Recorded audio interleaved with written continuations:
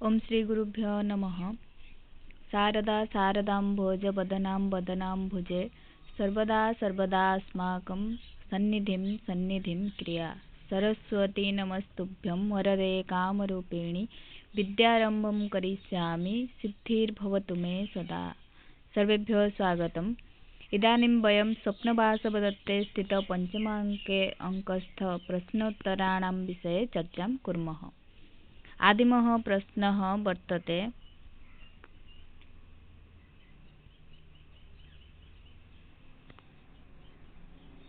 शिरोवेदनया दुःखिता वासवदत्ता पद्मावती अथवा भट्टिनी किए शिरोवेदन रे दुखित थिला? कमेंट रे जणाओ मते किए थिला। आमे जानिचे के पद्मावती शिरोवेदन रे दुखित थिले। श्लाघ्या अवंती नृपतेः सदृशीं डैश भानुजां मनुजां तनुजां। तो उत्तर कौन हबो? श्लाघ्याम अवंती नृपतेः सदृशी तनुजा। तनुजा माने कन्या। तापरे तृतीय प्रश्न वर्तते कालक्रमेण पुनरागता डैश दाराभार कार्यभार ना राज्यभार। तो कालक्रम रे पुणी थरे आसीगला कौन? जेहेतु उदयन द्वितीय थर विवाह कले तेणु दाराभार अर्थात दारभार अर्थात पत्नीर पुनः भरण पोषण बा भार तांको उपरे न्यस्त हैला।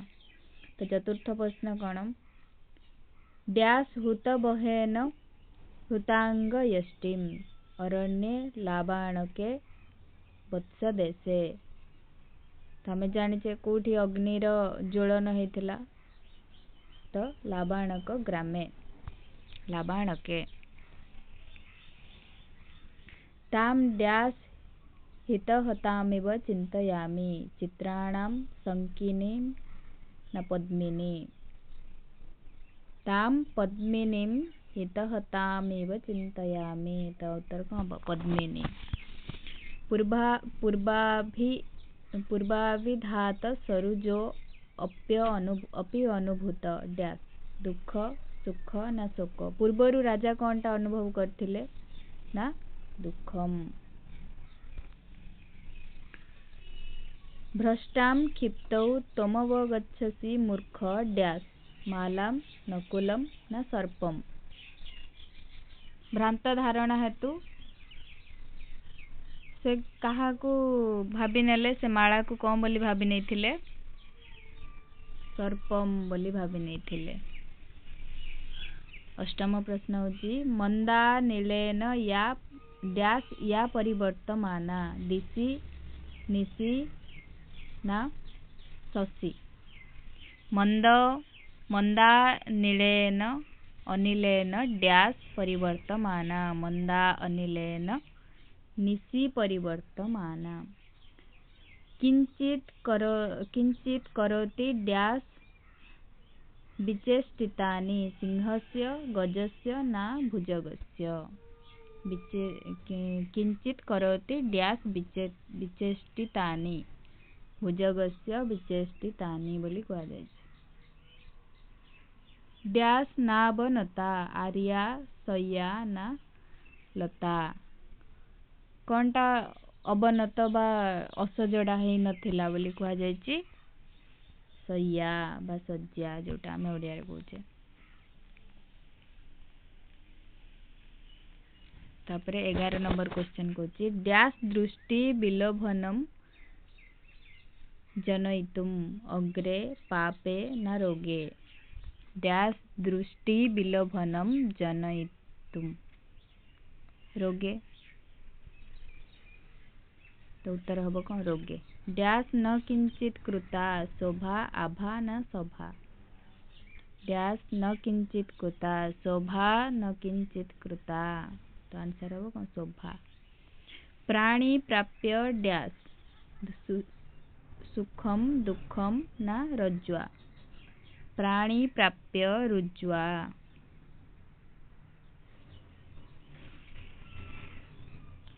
अवन्त्या डैश अवन्त्या अधिपतेः सुतायाः निन्दामि वदामि न स्मरामि। अवंती अधिपति किए? महासेन। तो तांकर सुता किए बा कन्या किए? बासवदत्ता। बासवदत्ता को सी स्मरण करेंगे ना निंदा देवे ना बदामी माने कहिबे। कौन करेंगे? स्मरण करचंदी जेहेतु से चल जाइछंती तो कौन हम स्मरामि अवंती अधिपते सुतायाः।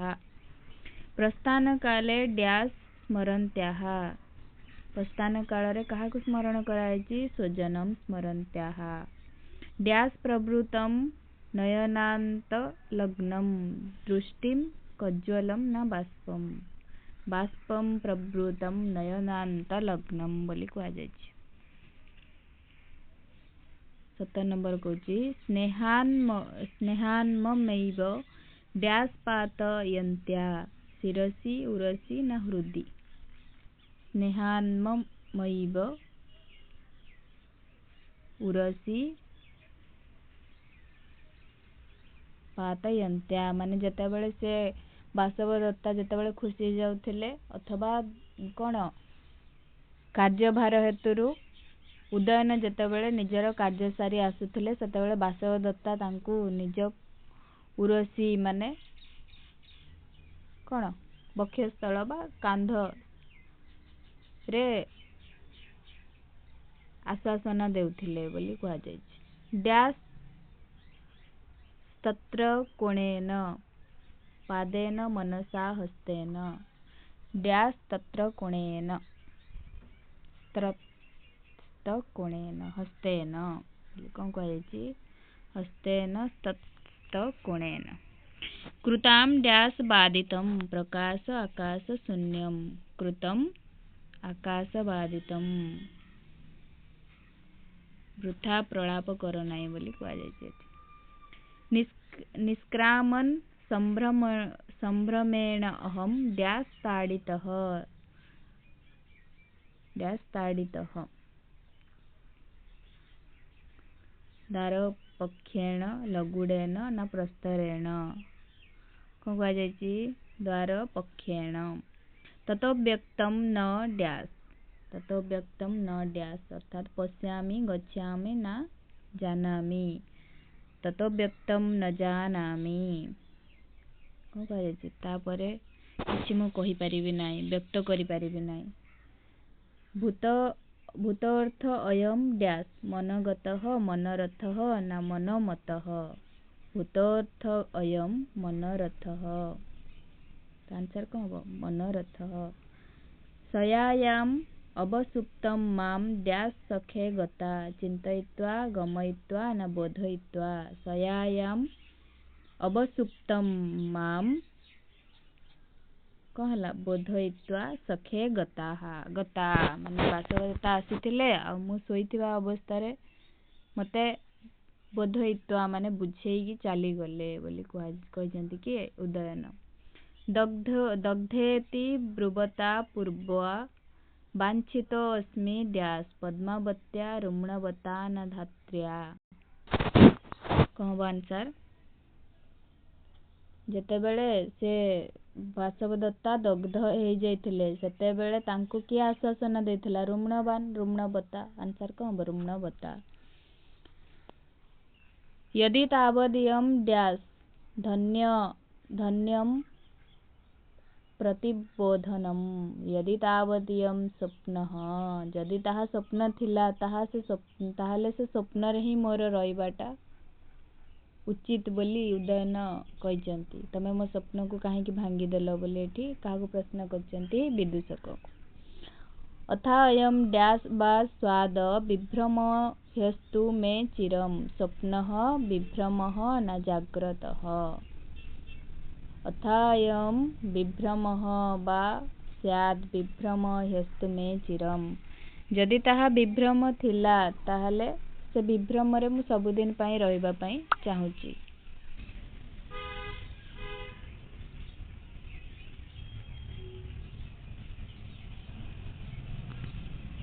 राजा कहते जे मु मोर विभ्रम रे रहिबा पई ही चाहे। से बासवदत्ता भ्रम हो पछे से मु रहिबा पई चाहे। 27 नंबर कौचे स्वप्नस्य अन्ते डैश प्रबोधेन विबुधेन ना जाग्रतेन। तो उत्तर होची स्वप्नस्य अन्ते विबुधेन। डैश अपि रक्षन्त्याः गुणं कीर्ति चरित्रम्। डैश अपि रक्षन्त्याः चरित्रम् अपि रक्षन्त्याः। दृष्टं डैश मुखं दीर्घकालं क्षुद्रकालं वक्रकालं। दृष्टं दीर्घकालं मुखम लिखा जाए। डैश न मुंचति रोमहर्षं न चरित्रम। राजा कहते जे रोमहर्षं न मुंचति।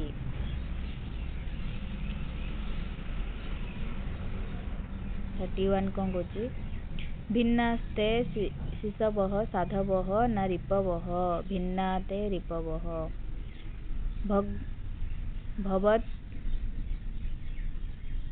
भवत् गुणतराः डैश समाश्वासिताः। भवत् गुणतराः कौन पौराः बोली कहा जायछि। तीर्णा चापि बलैर्नदी डैश यमुना भानुजा ना त्रिपथगा। तो कार वर्णना एठी कहा जायछि त्रिपथगा। त्रिपथगा तीर्णा चापि बलैर्नदी त्रिपथगा। वत्सस्य डैश तव वत्सस्य हस्ते तव। उपेत्य डैश तुरंग तीर्णे गजेन्द्र देवेन्द्र ना नागेन्द्र। उपेत्य नागेन्द्र तुरंग तीर्णे। तो उत्तर कौन होगा नागेन्द्र। तन्मारुणी दारुण डैश दक्षम मनः कर्मः वचनम। तन आरुणि दारुण कर्मं दक्षम। महार्णबाभे डैश नाशयामि। महार्णबाभे युधि नाशयामि माने मोर वीरता प्रदर्शन करी युद्ध रे आरुणि को कौन करी नाश करी बोली उदयन एठी कहिचंती। तापरे कुह पद्मावती पद्मिनिका का। पद्मिनिका किए पद्मावती दासी। मधुकरिका का। मधुकरिका मध्य पद्मावती दासी। का शिरवेदनया दुखिता। कहार शिरवेदना होथिला पद्मावती। पद्मावती कया दुखिता मुंड व्यथारे बा शिरवेदन रे दुखित थिले।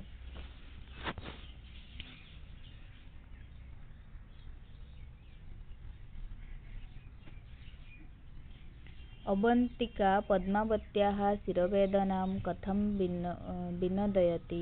अवंतिका पद्मावती शिरवेदना किपरि विनोद करियो बोली कहिछि मधुर कथा कहिकी। का पद्मावत्या शिरवेदनां मधुराभिः कथाभिः विनयति। किए अवंतिका बा वासवदत्ता। कुत्र शय्यास्तीर्णा कोडी शय्याटा बिछा ହେଇଛି समुद्र गृहरे। पद्मिनिका किम आनेतुम त्वरयति मथारे प्रलेप लगेया पई से शीघ्रता करुची। राजा वासवदत्तां हिमहतां कीदृशीमिव चिन्तयति। राजा वासवदत्तां हिमहतां पद्मिनीमिव चिन्तयति। पद्मावत्याः शिरवेदना संवादं श्रुत्वा राजा कुत्र गतवान् समुद्रगृहକୁ ଯାଇଥିଲେ। काकोदर इति शब्दस्य को अर्थः। एटी जो काकोदर शब्दर प्रयोग होईछि तार अर्थ कौन सर्प बा साप। विदूषक काम सर्पः इति अवगच्छति। झुलुथिबा फुलहार को देखी विदूषक कहला कि राजा एटा तमे भाबिल कि पद्मा कौन वासवदत्ता बोली एटा होची साप को तमे फुलहार को साप भली देखि पारिछ।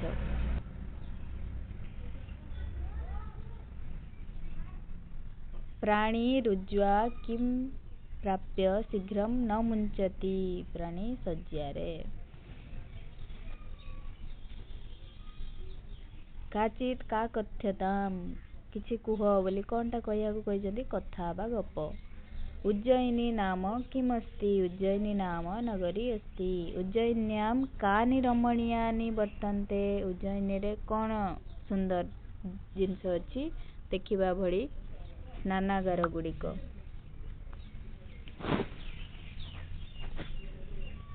वासवदत्ता प्रस्थान काले कान स्मृतवती आत्मीय जनकु आसुथिबा समय से निज आत्मीय जनकु मने पकाउथिले।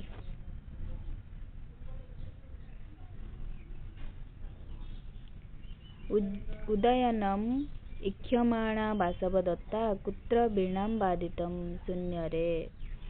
ब्रह्मदत्तः कह ब्रह्मदत्त काम्पिल्यर राजा बोली गपरे किए विदूषक कहिछि। काम्पिल्यम किम काम्पिल्य नगरी। विदूषक किम ग्रहीतुम समुद्र गृहात निष्क्रामति। चादर आनिबा पई से जाइछि। राजा तळे सोई पडिचंती तांकु ठंडारू रक्षा पाइबे किपरि सेथि पई से कंबळ बा चादर आनिया पई बाहर को जाइछि। कह स्वप्नायते राजा उदयन किए स्वप्न देखुचंती राजा उदयन। वासवदत्ता मुहूर्तकं स्थित्वा किम किम च तोषयति। नेत्र ओ चित्त को से तोष माने कौन मन भरी जीवा कथा जेमती से नेत्र बा ता आखि आउ ता मन को बुझौची काकु देखिकी उदयन को। राजा स्वप्ने कामपि चिंतयति विरचिका को चिंता करुची बोली विदूषक कहिछि। धरते खलु वासवदत्ता इति केन उक्तम राजांक द्वारा कहा जाइछि। राजा पूर्व केन वांछितः अस्ति रुम्णवान द्वारा वंचित अछि। अवंती सुंदरी का एक जक्षिणी बोली विदूषक कहिछि राजा को। राजा स्वप्ने वासवदत्तायाः कीदृश मुखम दृष्टम किभଳି वासवदत्ता को स्वप्न देखिचंती ना कजल लगा जाई नथिबा नेत्र आउ तार दीर्घ चूर्ण कुंतल अथवा कौन माने ता चुट्टी खोला हेथिबा सेई भଳି वासवदत्ता को से देखिचंती स्वप्न रे। राजा स्वप्ने उत्पन्न संस्पर्शः अपि किम न मुंचति। राजा स्वप्न रे थिबा रोमांच को भूली पारुनाहांती। समुद्र गृहात विदूषकः कुत्र नीतवान चतुशाला को नैछि। चतुशालाम नीतवान। दर्शकः कह दर्शक किए पद्मावती को भाई आउ किए मगधर राजा। कह आरुणीम अभिघातयितुम समुपस्थितः रुम्णवान। के भिन्ना शत्रु माने भिन्ना। के समाश्वासिता पुरवासी माने आश्वासित हेइचंदी कहा द्वारा उदयनक द्वारा। बळई का तिन्ना गंगा नदी बा जोटा को कहा जाइछि त्रिपथगा। त्रिपथगा माने गंगा नदी। वत्सदेशः कस्य हस्तगतः उदयनकर। राजा के युधि नाशयति आरुणि को युद्ध रे नाश करिवे। पंचमांकस्य नामकरणम किम स्वप्नांकः अथवा यदि क्वेश्चन को आसीबो स्वप्नांकः कह।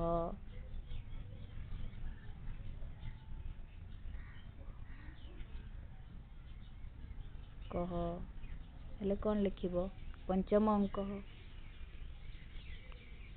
अथवा स्वप्न वासवदत्तस्य मुख्य अंकः कह पंचम अंकः।